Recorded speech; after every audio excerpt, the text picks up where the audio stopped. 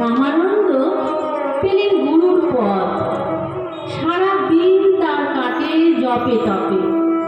সন্ধ্যাবেলায় ঠাকুরকে ভোজ্য করেন নিবেদন। তারপরে ভাঙে তার উপবাস, যখন অন্তরে পান ঠাকুরের প্রসাদ। সেদিন মন্দিরে উৎসব। রাজা এলেন, রানী এলেন, এলেন পণ্ডিতেরা দূর দূর থেকে, এলেন নানা চিহ্নধারী নানা সম্প্রদায়ের ভক্তদল। সন্ধ্যাবেলায় স্নান শেষ করে রামানন্দ নৈবেদ্য দিলেন ঠাকুরের পায়ে। প্রসাদ নামল না তার অন্তরে, আহার হলো না সেদিন। এমনি যখন দুই সন্ধ্যা গেল কেটে, হৃদয় রইল শুষ্ক হয়ে। গুরু বললেন মাটিতে ঠেকিয়ে মাথা, ঠাকুর কি অপরাধ করেছি আমি? ঠাকুর বললেন, আমার বাস কি কেবল বৈকুণ্ঠে? সেদিন আমার মন্দিরে যারা প্রবেশ পায়নি, আমার স্পর্শ যে তাদের সর্বাঙ্গে, আমারই পাদদণ্ডে প্রাণ প্রবাহিনী বইছে তাদের শিরা, তাদের অপমান আমাকে বেজেছে। আজ তোমার হাতে নৈবেদ্য অসুচি, লোকস্থিতি রক্ষা করতে হবে যে প্রভু, বলে গুরু চিল্লালেন ঠাকুরের মুখের দিকে। ঠাকুরের চক্ষু দীপ্ত হয়ে উঠল। বলেন, যে লোকসৃষ্টি স্বয়ং আমার, যার প্রাঙ্গণে সকল মানুষের নিমন্ত্রণ, তার মধ্যে তোমার লোকস্থিতির বেড়া তুলে আমার অধিকারের সীমা দিতে চাও? এত বড় স্পর্ধা! রামানন্দ বললেন, প্রভাতেই যাব এই সীমা ছেড়ে, দেব আমার অহংকার দূর করে তোমার বিশ্বলোকে। তখন রাত্রি ৩ প্রহর, আকাশের তারাগুলি যেন ধ্যানমগ্ন। গুরুর নিদ্রা গেল ভেঙে।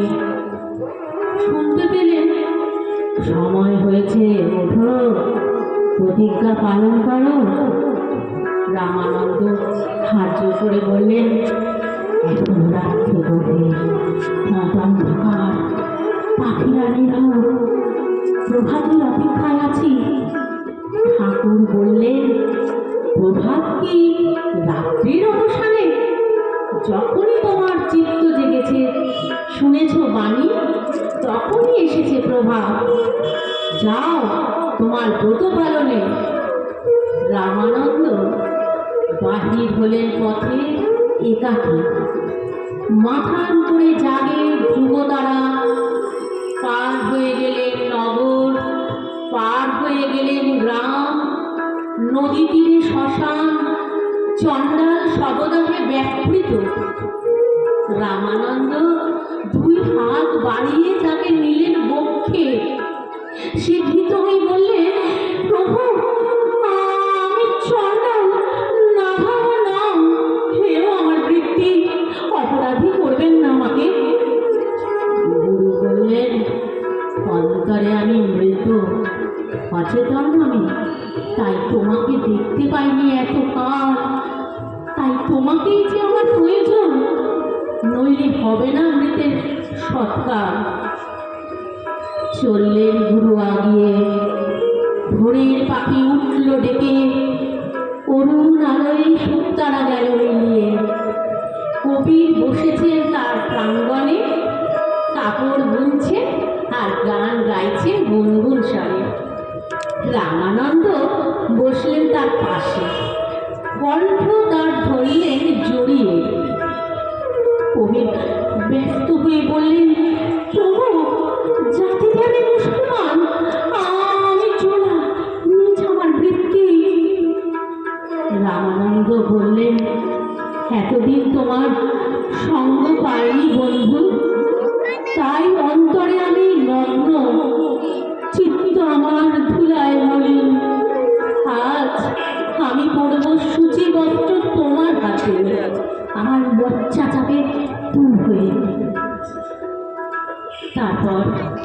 শিষ্যরা খুঁজতে খুঁজতে এলো সেখানে। ধিক্কার দিয়ে বললে, এ কি করলে প্রভু? রামানন্দ বললেন, আমার ঠাকুরকে এতদিন যেখানে আমি হারিয়েছিলাম, আজ তাকে সেখানেই পেয়েছি খুঁজে।